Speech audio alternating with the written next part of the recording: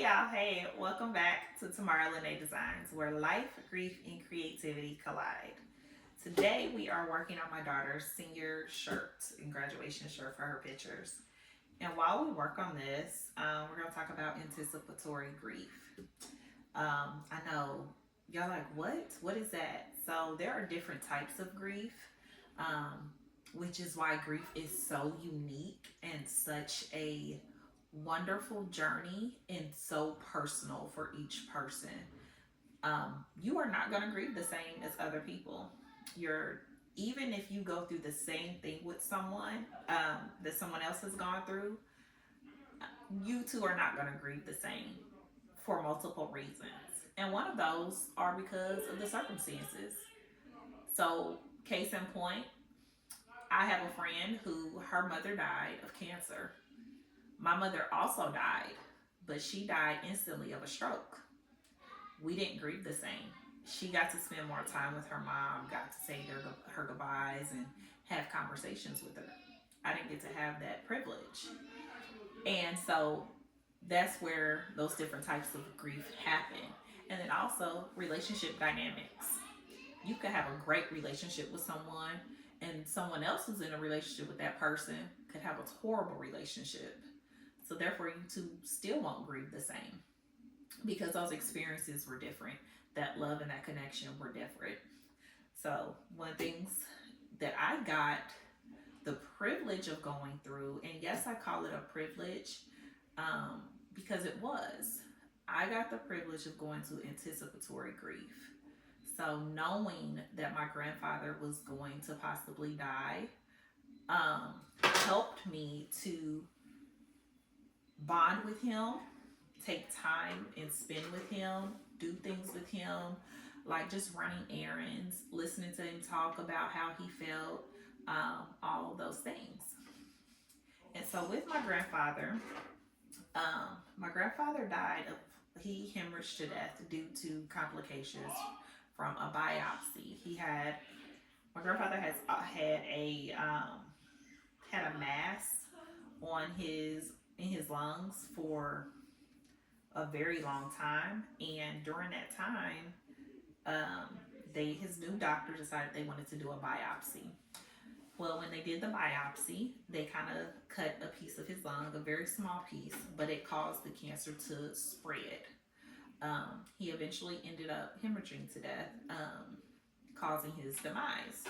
Now, the thing about this was why it was anticipatory is because before my grandfather died, I had a dream that I had found him in his home, in his bathroom, um, on the floor, bleeding out. And so when that happened, it was like, when that actually is the way that it happened, it was very kind of disturbing, but at the same time, it was relieving because I was able to have that time with him. Um, this was my senior year, which is why this project is so important to me. So this was my senior year of high school when this happened, and I had the dream. I didn't tell anyone, but my mom ended up coming up to the school. My mom rarely came to my school. And so when she came up to my school, I'm like, oh, what you doing here? But she walked right. I'm at lunch, and she walked into the cafeteria like she's racing to get in there, and you could tell that something was wrong. Like you just knew on her face that something just wasn't right. And lo and behold, it was they had found my grandfather dead that morning. They found him just like I had dreamed, on the floor, bleeding out. Um, so I didn't tell my mom until after the fact. Cause I didn't want to spook her, but my mom knew I've always been a dreamer. I've always been someone that could see things that don't always make sense, and yeah, so like I said, I got the privilege of anticipatory grief because I had that dream before it happened, and it allowed me to take the time to spend with him, and then also to just enjoy being his granddaughter. Like, one thing, like, I loved my pawpaw. I loved my pawpaw because he was just himself. Like, we could joke, we could laugh about stuff, but he couldn't really do that with some of my other cousins, which is nothing wrong with that. But he couldn't do that with everyone. Like, we joked about our height. My grandfather was 4'11". He definitely had a soul of a giant. So he used to say, you would ask him, like, do you have your knife with you, Papa? And he would say, I got my pants on, don't I? That was his answer for yes. It was like, oh, so you just walk around with a knife in your pocket, and not a little knife. Like, he walked around with a pretty big knife that, like, just kind of actually still have it. So during that time, going through this anticipatory grief, I cried, I mourned, but I didn't have to grieve like everyone else in my family. They were heartbroken. I mean, I was heartbroken, but they were devastated. Like, I can't believe this is happening. Now, my grandfather was in his 70s. He had lived a good life. He just happened to get sick. But he still was able to do a lot of the things that he loved, like work on cars, go for walks, go to church, spend time with my grandmother before he died, spend time with his different grandchildren and kids. But I got to see a side of him prior that most people didn't get to see, and that was the side of him that was more vulnerable. One of the things that I loved was driving him around. So, like, at the time, it was funny because for the first time, I had to drive my grandfather somewhere. And he was like, can you drive? Yeah, I can drive. What you mean? So, I had to I had to bring him home after my grandmother went to the hospital. He wanted to go home. And my mom was like, well, tomorrow I can take you home. And he was like, well, I need to stop and do all this. And I'm like, I can take you, Papa. Come on. It's okay. I promise. I promise I'll drive slow. I'll do all these things just to make sure you're comfortable. And as I was driving, I'm driving the speed limit, and he's like, why are you driving like an old lady? Basically, he's fussing at me. So I sped up. He's like, whoa, whoa, whoa, whoa. He's like, hold on. I was like, what you telling me? You told me to speed up. So we run our errands or whatever. He gets home. He tells me thank you. And during the ride, he's telling me, just talking about how much he loves my grandmother. And what he wouldn't know what to do without her. And it was just like, wow. And it was true. He wouldn't know what to do without her. They was road dogs. Like, they ride or die. They had been through so much over the years. I think they had been married like 40. No, let's see, my mom was in her 40s at the time. Yeah, so 40 some odd years. Maybe almost 50. So it was like they knew love, they knew struggle, they knew pain, they knew all these things that made them happy with each other, even when they was upset with each other. But so I got to see him like that and have those conversations. And so it was like, it wasn't so bad once it actually happened. Now, when my mom picked me up that day, I was devastated. Like, you are not about to sit here and tell me what I think you're about to tell me. And she definitely was about to tell me what I didn't here. I got all the way to my grandmother's house, my grandparents' house, and walked in the door, and I saw my grandmother crying in her chair, and I knew what had happened. They didn't have to tell me much more. I broke down before I could even get in the door. So, but I say all that to say, if you have somebody who you truly love and that's going through a chronic chronic illness like cancer or any other thing, take that time to talk to them, to listen to their story, ask them questions about their life, and do something that I didn't think to do. It was available, I just didn't think to do it. Record the conversations. Take pictures, as many pictures as you can. Because when you're grieving someone, you want something that is just for you that you can hold on to. And for me, pictures and a video would have been great. To hear my papa's voice now would mean the world to me. So, and I know for a fact that it would have meant something for me because like my husband's grandfather passed away and he had left me a voicemail. And I kept the voicemail, not knowing that it was going to be the last time I heard his voice, that he was going to say anything to me.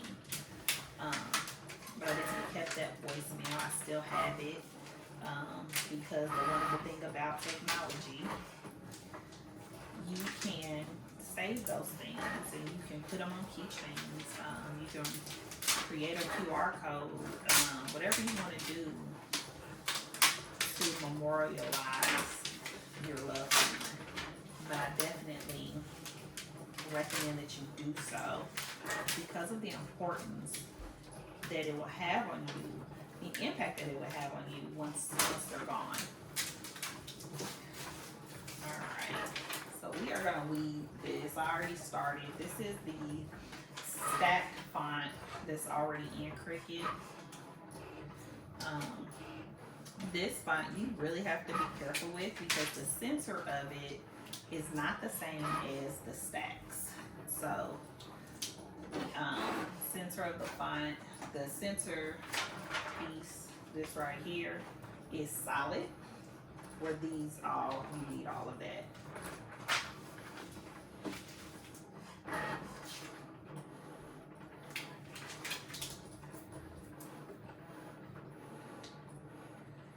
And the weeding part on these doesn't take long. You just want to be careful. So let's see if I can get this done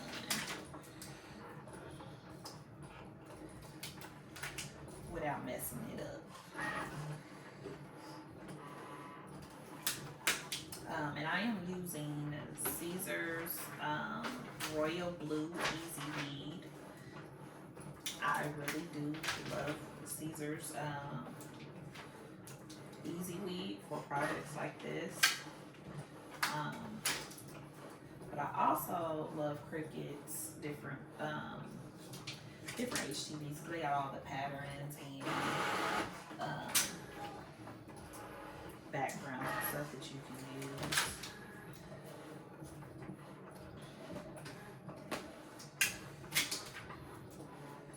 And I am just like throwing this right here because this little trash can here is full and I need to dump it out. But I was too lazy to dump it out. So here we are.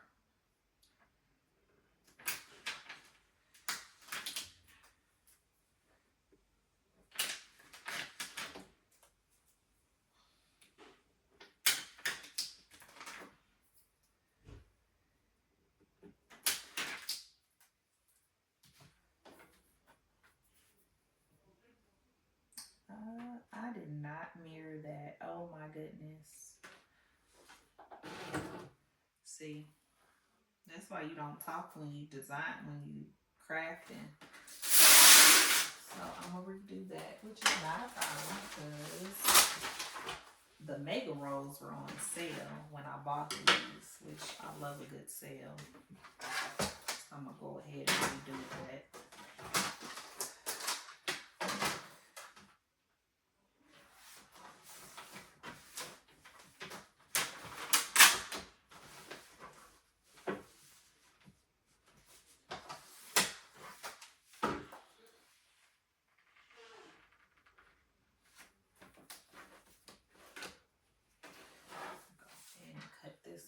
and that to be about 5 inches.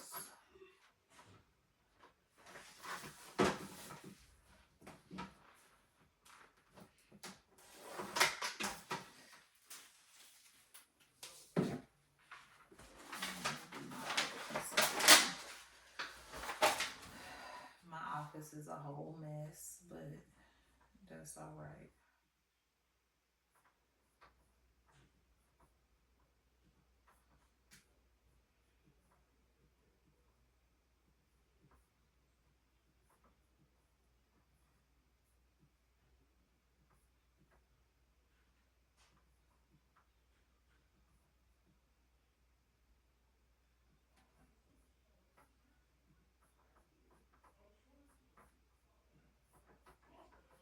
Alright, so let's redo this yellow.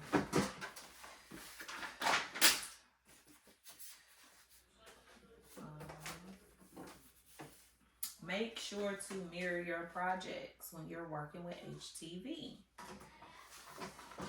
Because there is not a setting that automatically does it. That does it for you. That would be amazing if you could pick that first, like pick what type of project you're working on instead of having to pick mirror it first and then do everything else. That would help a whole bunch. So, alrighty. And then I'm gonna go ahead and turn on my heat press. It is set to 325, and it's gonna be for 15 seconds. I set it to that because that seems to work the best for me on sweatshirts. You can set it to the suggested settings on the Cricut or on the material that you're using. Most materials do have a suggested setting. I'm not using theirs because I like my results.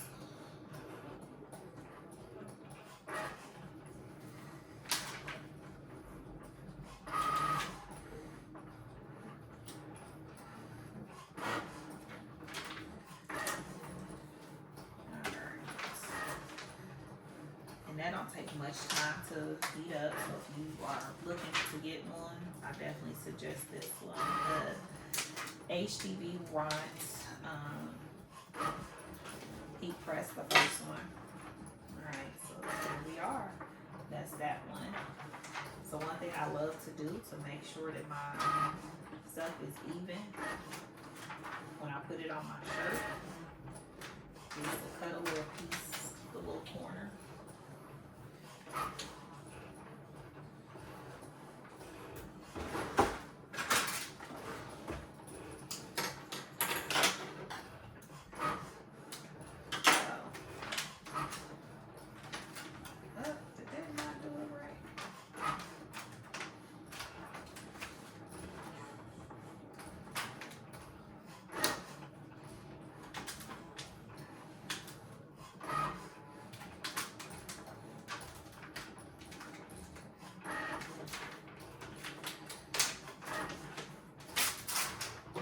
Also do it at the bottom.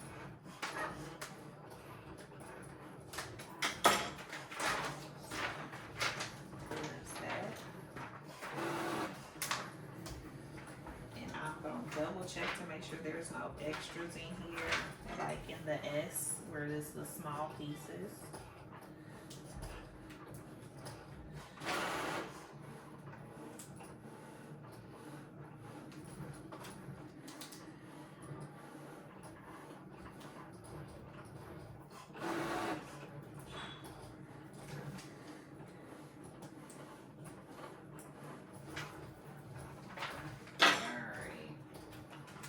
There we go. So there's that. So I'm gonna set this to the side. While this is cut now, I'm gonna go ahead and start cleaning up, or emptying out my trash.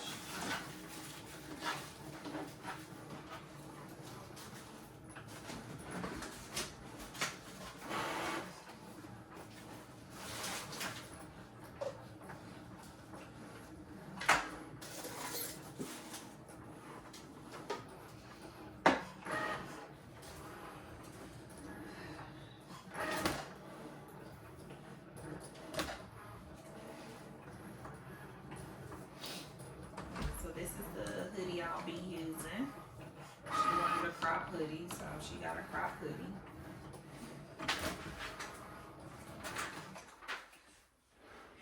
Close it. And my smallest human just walked in.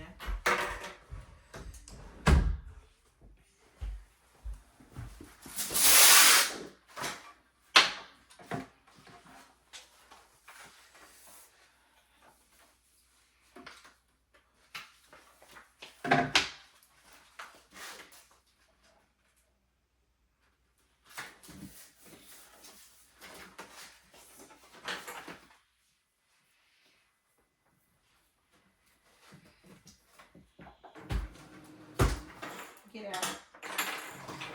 But what is this? It's a doll. It's a dog? Doll? Dog that you hit it with? Mm-hmm.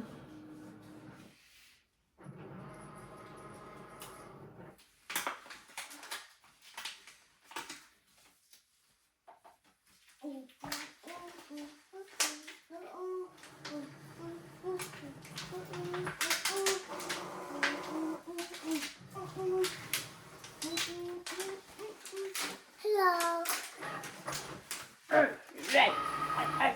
Hello. Hi, hello. Hi. Jaden, stop. Yes, Mommy.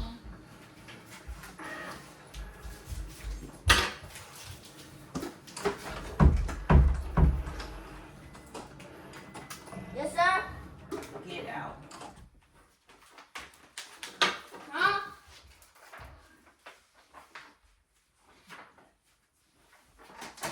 Right here.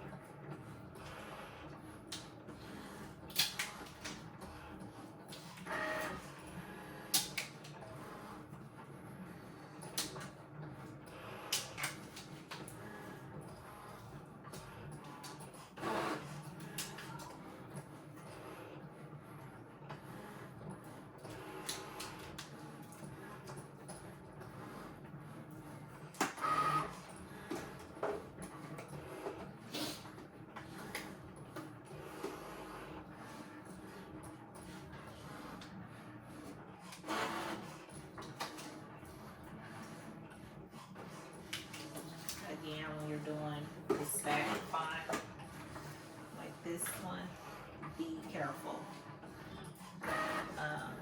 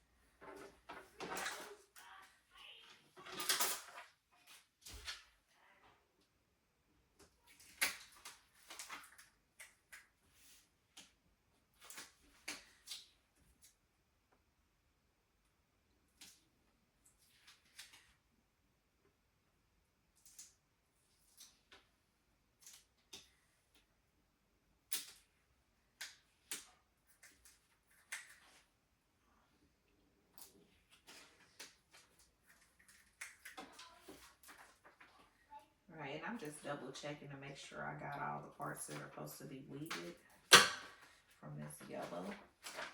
My daughter's school colors are gold and blue. Alright, and again we're gonna cut our little center point.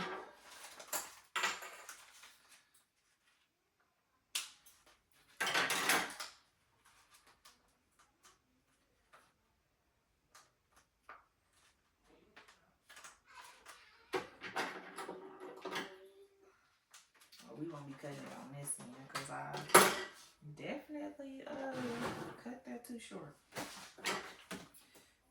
Alright, so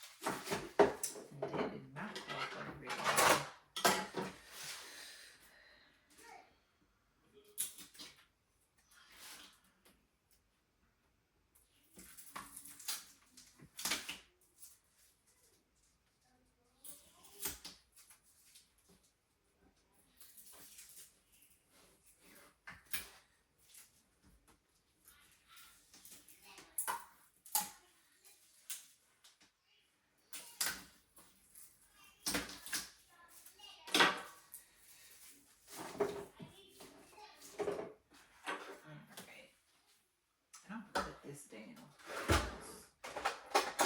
Why I did it like this, I don't know, but whatever.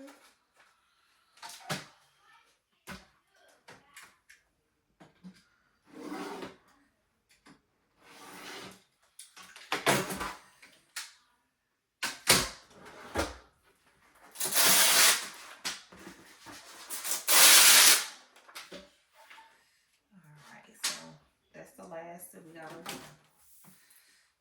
Oh shoot, y'all. We still got the yellow tubes.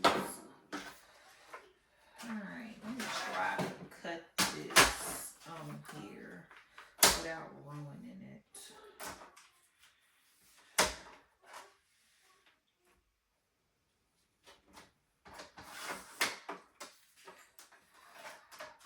You know, something they didn't tell me when I first started crafting was how much vinyl you waste. Oh my goodness. I remember trying when I first started doing this, started crafting with vinyl and making shirts and stuff, because honestly, I'm a seamstress. I love to make clothes. I got a skirt we're gonna work on too. But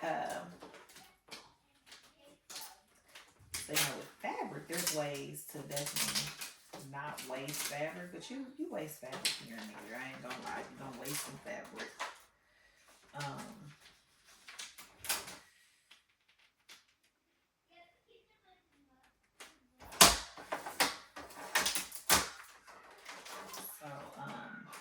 But yeah, I didn't know. And I remember telling my best friend, like, hey, how much, like, I'm wasting a lot of vinyl. And she was like, oh yeah, girl, you gonna do that. And I'm like, you could have told me that sooner. Like, you definitely could have told me that sooner. And she was like, I thought you knew. Now, how would I know?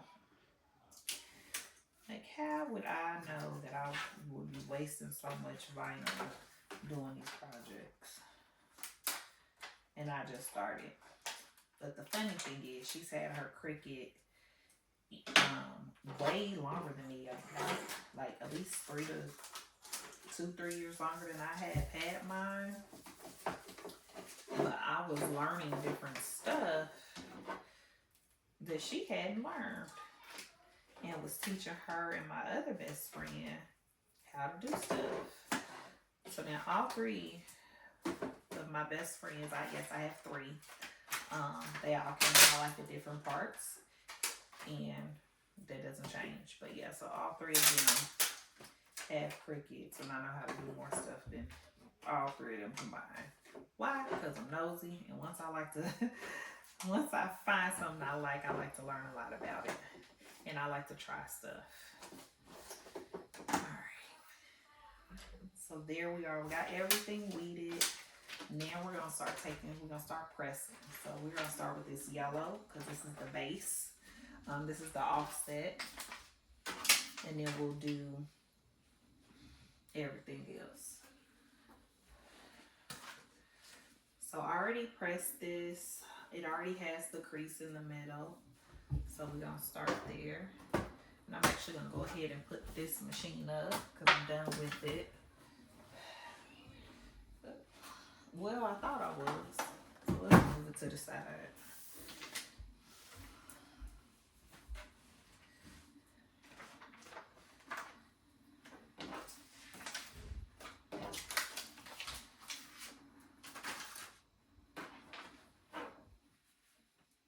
Now, I don't know what you guys use to align and make sure everything is where it needs to be, but I found these. I didn't want to buy them because I knew I was going to lose them. So I found a file for these.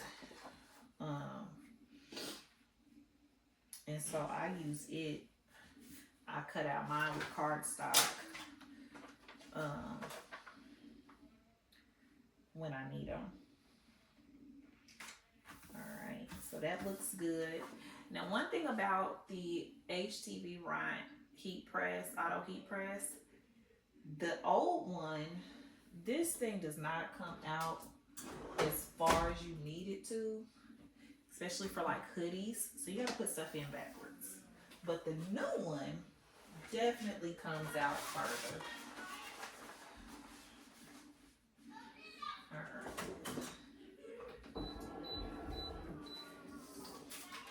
So we got that.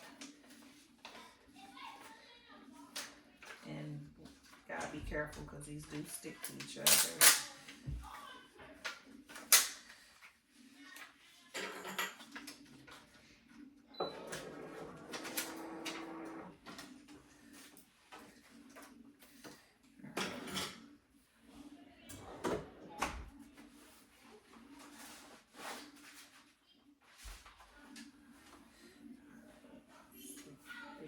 I would have loved if they had these stuff like this for my mom to do for me my senior year, especially knowing all the stuff that we were experiencing with my grandfather. It would have definitely made it so much better to handle. But my mom did her best at trying to make sure that I was okay while she was grieving her father. She didn't get the privilege. Like I said, I had the privilege of anticipatory grief. Like, I knew it was coming. I felt it. I had a dream, all of that. I knew it was coming. I got to spend that time with him. Her and her siblings did not. And so she took it a little harder. And then because of the way they grew up, the things that they went through, it was even harder for her. Because again, your grief journey is not going to be like anybody else's. So what you experience, somebody else is not going to experience.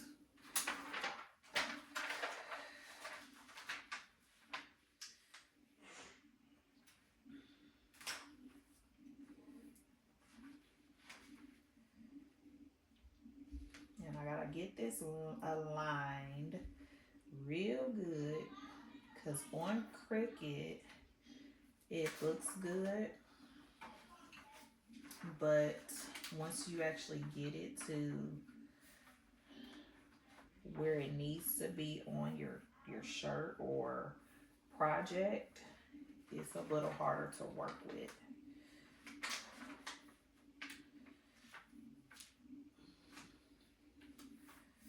Okay, There we go. I think that's as good as it's gonna get.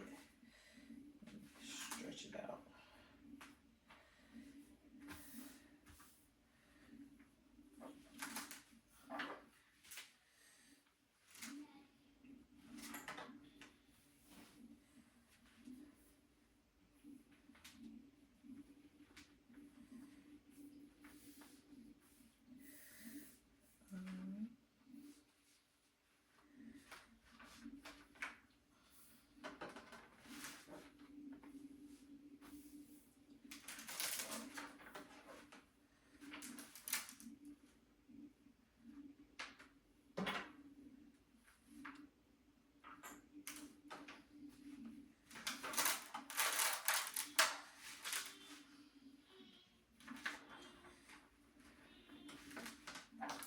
I'm stretching this because I really want to get this good and centered, because one thing about photography is you can see every flaw.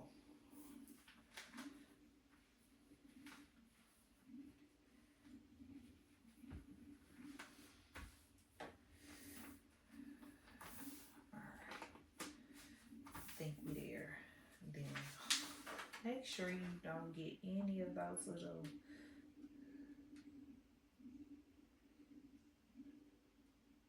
pieces. This one got all kind of little pieces on the back.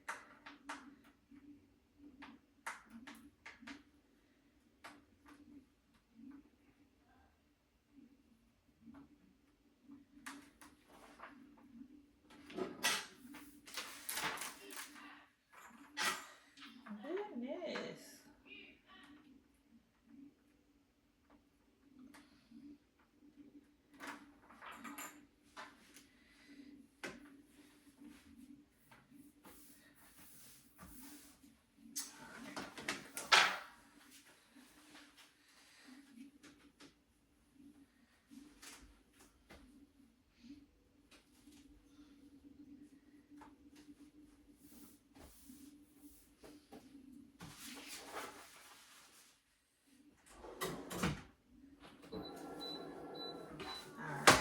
There's that. Got that one there. And next, what we're gonna do is put these letters on.